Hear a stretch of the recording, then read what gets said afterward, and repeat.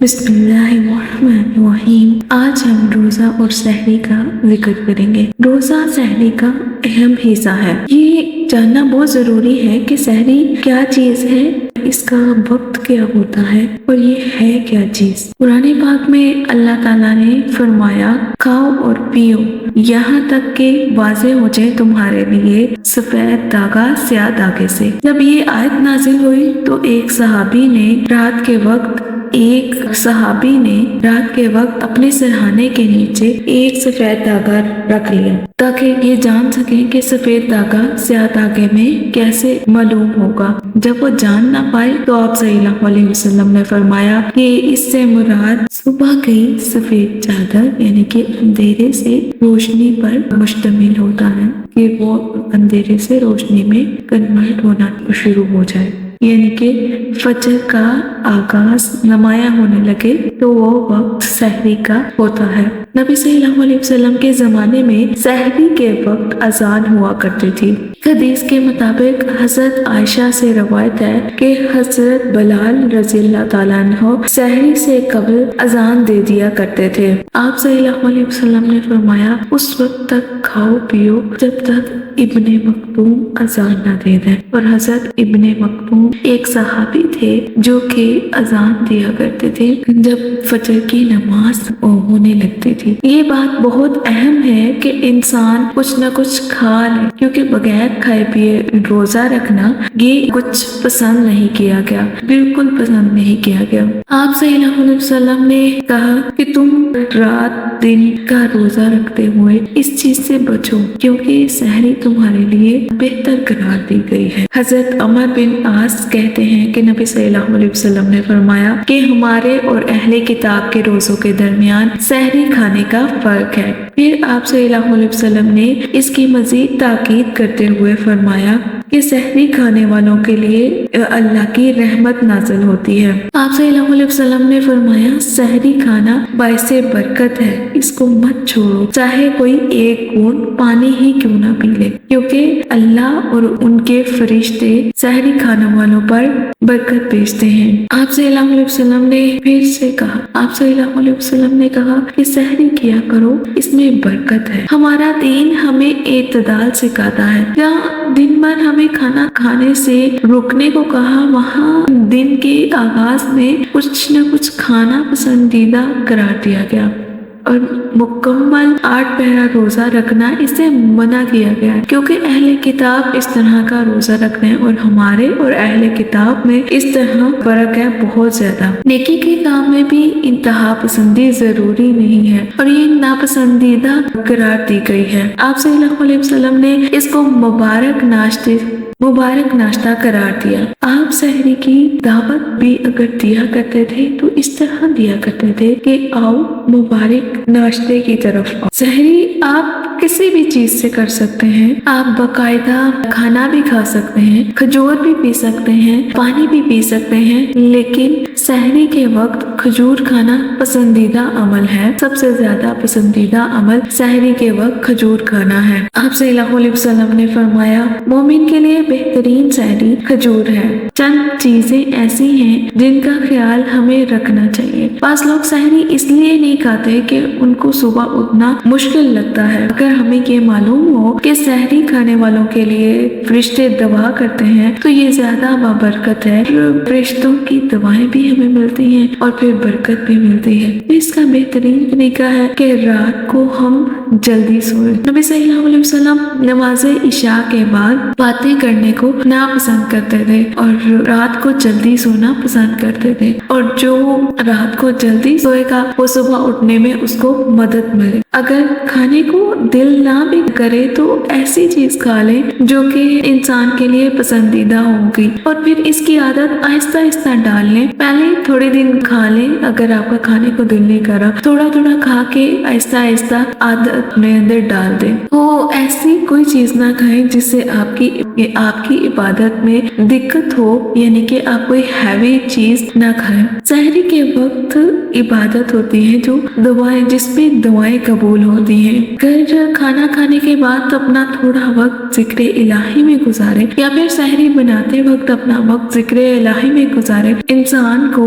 ज्यादा सआदत महसूस होती है। बास लोग सहरी खा के दोबारा सो जाते हैं। आप सल्लल्लाहु अलैहि वसल्लम ने खाने के बाद सोने को दिल की सख्ती का सबब बताया है, और अगर हम खाने के बाद सोएंगे के तिब्बी नुकसान भी है कि दिल की शरियाने को नुकसान हो सकता है। जिस्मानी तौर पर भी ये हमारे लिए नुकसानदाह है और ईमानी तौर पर भी नुकसानदाह है। तो फजर का वक्त बहुत ही सुहाना होता है। रोजा रखने के बाद नमाज पढ़िए, कुरान पाक की तिलावत कीजिए। सोने का वक्त बाद का भी हो सकता है, आप उस टाइम कुरान पढ़िए, उस टाइम फरिश्ते हाजिर होते हैं। जिक्र और अस्कार कीजिए। आप सल्लल्लाहु अलैहि वसल्लम सुबह और शाम जिक्र भी किया करते थे, जो सुबह शाम के अस्कार भी कहलाते हैं। अगर उस वक्त इंसान उस दुआओं को पढ़ता है तो उसके लिए बहुत ज्यादा अजर और सवाब का बायस है। सहरी खाते वक्त वो इस बात का ध्यान रखना चाहिए कि अगर जो हमारे आसपास सहरी पकाने वाले लोग होते हैं तो उनका भी ख्याल रखना चाहिए कि वो भी अच्छे से सहरी कर सके। ये ना हो कि हम एन टाइम तक फरमाइशी कर रहे हो और जिनको सहरी बनाना है वो बेचारे खाना भी ना खा सके। तो अगर हम दूसरों का लिहाज नहीं रखेंगे तो हमारी इबादत की रूह तक मुकम्मल पहुंच नहीं सकेंगे, क्योंकि हमारा दीन नरमी का दीन है और ये दूसरों का ख्याल रखने का भी हुक्म देता है। और जितना ये दूसरों का ख्याल रखने का हुक्म देता है, उसी तरह ये अगर हम सहरी में दूसरों का ख्याल रखेंगे तो हम दीन की मुकम्मल तौर पे उसकी तह तक पहुंचेंगे और सवाब का हकदार बनेंगे। अगर हम अपने साथ साथ उनका भी ख्याल रखें जो सहरी और इफ्तारी तैयार करते हैं। इफ्तार का वक्त भी बहुत खुशी का वक्त होता है। आप सल्लल्लाहु अलैहि वसल्लम ने फरमाया कि रोजादार के लिए दो खुशियां हैं, एक तब जब वो इफ्तारी करता है और दूसरा ये कि जब वो अपने रब से मिलेगा। इफ्तार का ये वक्त नहायत अहम वक्त है। ये वक्त कब शुरू होता है? कुरान पाक में अल्लाह ताला फरमाते हैं, फिर पूरा करो रोजे को रात तक। मतलब ये कि जब रात का आगाज हो जाए, मतलब कि रात शुरू हो जाए, सूरज गुरूब हो जाए, तो वो रोजेदार के रोजे इफ्तार करने का वक्त होता है। गुरूब आफ्ताब रोजा इफ्तार करने की शर्त है, उससे पहले रोजा इफ्तार नहीं किया जा सकता। बुखारी की एक रवायत के मुताबिक आप सल्लल्लाहु अलैहि वसल्लम ने फरमाया, जब रात आ जाए, दिन चला जाए और सूरज गुरूब हो जाए तो रोजेदार रोजा खोल ले। गोया दिन का जाना और रात का आना वो वक्त है जब रोजा इफ्तार किया जाता है। ये भी याद रखें कि रोजा इफ्तार करना मसनून है, रोजा जल्द इफ्तार करना मसनून है, उसमें देर नहीं करनी चाहिए। जो ही रोजा इफ्तार करने का वक्त आए तो आपको रोजा इफ्तार कर देना चाहिए। आप सल्लल्लाहु अलैहि वसल्लम इफ्तार किए बगैर मगरिब की नमाज नहीं पढ़ा करते थे, चाहे एक बूंद पानी से ही इफ्तार करें। इससे ये भी पता चलता है कि इफ्तार का वक्त मगरिब की नमाज से पहले का वक्त है, यानी इफ्तारी मगरिब की नमाज से पहले करनी चाहिए। आप सल्लल्लाहु अलैहि वसल्लम ने फरमाया, लोग बराबर भलाई पर रहेंगे जब तक रोजा खोलने में जल्दी करेंगे। सहरी करने के बारे में तो बताया गया था ना, ताखीर से सहरी करना अफजल है बनिस्बत जल्दी सहरी करने के, लेकिन इसी तरह इफ्तार में जल्दी इफ्तारी करना ज्यादा अफजल है बनिस्बत लेट इफ्तारी करने के, यानी कि नमाज के बाद इफ्तारी कर ले। ऐसा करना कोई सवाब का बायस नहीं हो, बल्कि ये होगा कि सुन्नत रसूल सल्लल्लाहु अलैहि वसल्लम की मुखालफत होगी। तो इसी तरह आप सल्लल्लाहु अलैहि वसल्लम ने फरमाया कि अगर वो जल्दी इफ्तार करेंगे तो वो लोग भलाई पर रहेंगे। दीन हमें इत्तेदाल का दर्श देता है।